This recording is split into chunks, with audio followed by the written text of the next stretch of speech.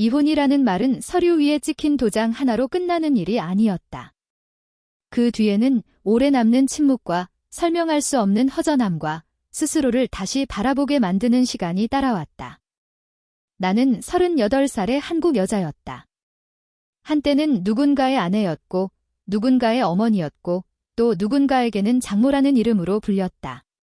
그 모든 호칭이 한꺼번에 정리되고 나서야 비로소 나는 나 자신으로 남게 되었다. 그는 30살이었다.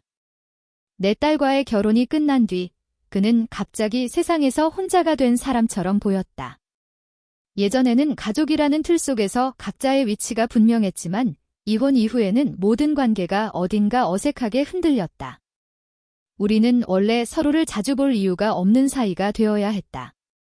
상식적으로 생각하면 각자의 길을 가는 것이 맞았다. 하지만 인생은 늘 상식만으로 흘러가지 않는다. 우리가 다시 만난 것은 우연처럼 보였지만 지금 생각해보면 필연에 가까웠다.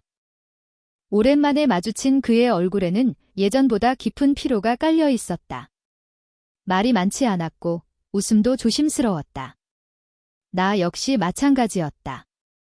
딸의 결혼과 이혼을 모두 지켜본 어머니로서, 그리고 한 사람의 여자로서 내 마음은 쉽게 정리되지 않았다. 우리는 서로에게 묻지 않았다. 왜 아직 혼자인지, 무엇이 가장 힘든지. 그저 같은 시간 속에 서 있다는 사실만을 느꼈다. 그가 먼저 여행 이야기를 꺼냈다. 아무 계획도 없이 떠나고 싶다고 했다. 나는 그 말에 이상하리만큼 마음이 움직였다. 나 역시 일상에서 벗어나고 싶었다.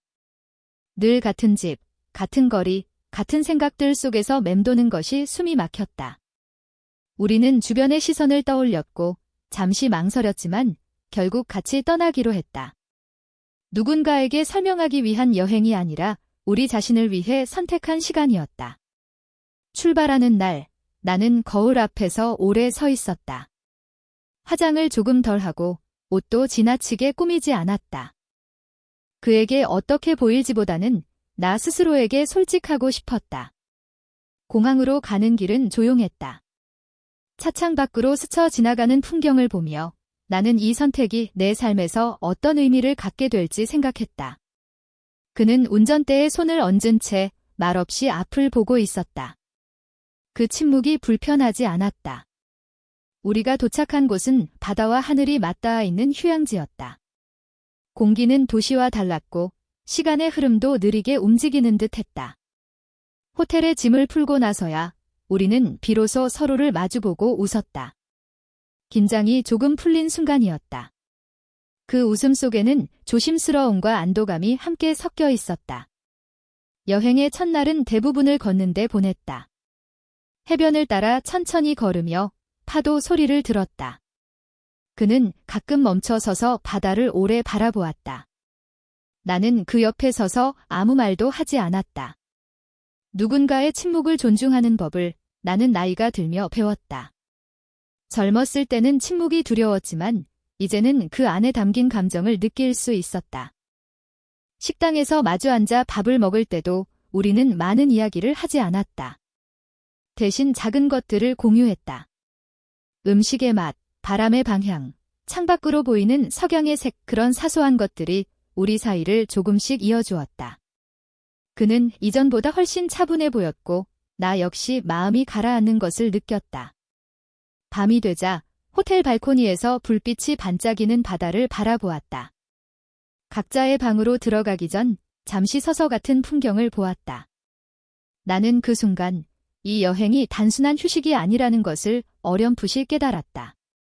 그러나 서두르고 싶지 않았다. 나이와 경험은 나에게 기다리는 법을 가르쳐 주었다. 다음 날 아침, 나는 이른 시간에 눈을 떴다. 커튼 사이로 들어오는 햇빛이 방 안을 부드럽게 채우고 있었다. 커피를 내려 마시며 스스로에게 질문했다. 나는 지금 무엇을 기대하고 있는가? 답은 명확하지 않았지만 적어도 두려움보다는 호기심이 더 컸다. 그와 다시 마주했을 때 우리는 조금 더 자연스러워져 있었다. 어제보다 웃음이 잦아졌고 눈을 마주치는 시간도 길어졌다. 우리는 관광지 대신 작은 마을을 선택해 천천히 돌아다녔다. 낯선 골목과 조용한 카페에서 나는 오랜만에 나 자신으로 숨쉬는 느낌을 받았다. 이 여행은 아직 시작에 불과했다. 우리는 서로에 대해 모든 것을 알지 못했고 알 필요도 없었다. 중요한 것은 지금 이 순간을 함께 경험하고 있다는 사실이었다. 내 마음 한켠에서는 여전히 조심스러운 목소리가 들렸지만 그보다 더 큰 목소리는 말했다. 인생은 언제나 예상 밖의 선택으로 새로운 길을 연다고. 나는 그 선택의 문 앞에 서 있었다. 바다 냄새와 따뜻한 햇살 속에서 나는 내 이야기가 어디로 흘러갈지 지켜보기로 했다. 아직은 이름 붙일 수 없는 감정과 함께 다음 날을 향해 천천히 걸어가고 있었다. 여행의 마지막 날이 다가오고 있다는 사실을 나는 굳이 달력으로 확인하지 않아도 알 수 있었다. 공기의 온도가 조금 달라졌고 마음속에서 조용한 정리가 시작되고 있었기 때문이다. 며칠 전 이곳에 도착했을 때의 나는 무언가를 잃은 사람처럼 가벼우면서도 불안했다. 하지만 돌아갈 시간이 가까워질수록 나는 오히려 무엇을 얻었는지 천천히 깨닫고 있었다. 우리는 여전히 많은 말을 하지 않았다. 대신 함께하는 시간의 밀도가 달라졌다. 같은 공간에 있어도 어색하지 않았고 서로의 존재를 자연스럽게 받아들이고 있었다. 아침 산책길에서 저녁 노을을 바라보는 순간에서 나는 그가 더 이상 과거의 관계로만 보이지 않는다는 사실을 인정하게 되었다. 그는 누군가의 전 남편이기 이전에 지금 이 순간을 함께 살아가는 한 사람이었다. 이 여행은 우리에게 답을 주기보다는 질문을 남겼다. 하지만 그 질문들은 무겁지 않았다. 오히려 나를 다시 살아있게 만들었다. 나는 오랫동안 역할 속에서만 존재해왔다. 어머니로서, 장모로서, 누군가를 지켜보는 사람으로서. 이곳에서 나는 오랜만에 나 자신의 감정을 중심에 두고 하루를 보냈다. 그 사실만으로도 이 시간은 충분히 가치가 있었다. 마지막 날 오후, 나는 혼자 해변을 걸었다. 발밑의 모래는 따뜻했고 파도는 일정한 리듬으로 다가왔다가 물러났다. 인생도 이와 비슷하다는 생각이 들었다. 다가오는 것과 떠나는 것, 붙잡을 수 없는 것들 속에서 우리는 잠시 머물다 가는 존재일 뿐이었다. 중요한 것은 그 사이에 무엇을 느끼고 무엇을 받아들이느냐였다. 그와 함께한 시간은 나에게 용기를 주었다. 누군가를 다시 바라볼 수 있는 용기, 그리고 스스로를 숨기지 않아도 된다는 용기였다. 우리는 이 여행에서 어떤 약속도 하지 않았다.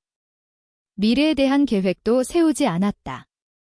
하지만 이상하게도 그 불확실함이 나를 불안하게 만들지 않았다. 오히려 마음이 편안해졌다. 나이가 들수록 모든 것을 확정하려는 욕심이 사라진다는 것을 나는 이제서야 이해하게 되었다. 짐을 정리하며 나는 이 며칠을 마음속에 조용히 접어두었다. 사진보다 기억으로 남기고 싶었다. 남들에게 설명할 수 없는 감정들이 있었고 굳이 설명할 필요도 없었다. 이 여행은 세상의 기준으로 정의될 필요가 없었다. 오직 나의 삶 안에서 의미를 가지면 충분했다. 돌아가는 길, 창밖으로 스쳐 지나가는 풍경을 보며 나는 생각했다. 이 시간이 끝이라고 해도 괜찮다고. 인생에는 모든 것이 이어질 필요는 없다. 어떤 만남은 한 시점에서 완성되고 그 자체로 충분하다. 하지만 동시에 끝이 아닐 수도 있다는 여지도 마음속에 남겨두었다.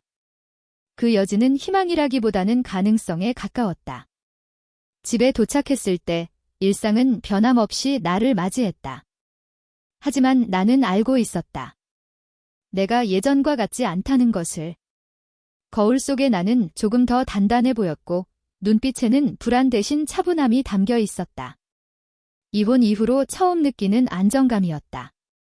누군가 덕분이 아니라 나 스스로 선택한 시간 덕분에 얻은 감정이었다. 그와의 관계가 앞으로 어떻게 될지는 알 수 없었다. 다시 만날 수도 있고 각자의 길을 갈 수도 있었다. 그러나 그것이 중요하지 않다는 사실을 나는 받아들였다. 중요한 것은 내가 다시 내 삶의 중심으로 돌아왔다는 점이었다. 누군가의 그림자나 과거의 역할에 머무르지 않고 나 자신으로 서 있는 느낌은 오랜만이었다. 이 이야기를 마무리하며 나는 한 가지를 분명히 말할 수 있다. 인생은 언제든 다시 시작할 수 있다는 것, 나이가 숫자에 불과하다는 말이 아니라 마음이 움직이는 순간이 곧 시작이라는 뜻이었다. 이 여행은 내 삶의 한 페이지였고 그 페이지는 조용하지만 깊은 흔적을 남겼다. 나는 이제 서두르지 않는다. 기대하지도 후회하지도 않는다. 다만 오늘을 살아간다. 그와 함께한 시간은 나에게 그 방법을 알려주었다. 그리고 그 깨달음만으로도 이 이야기는 충분히 완성되었다.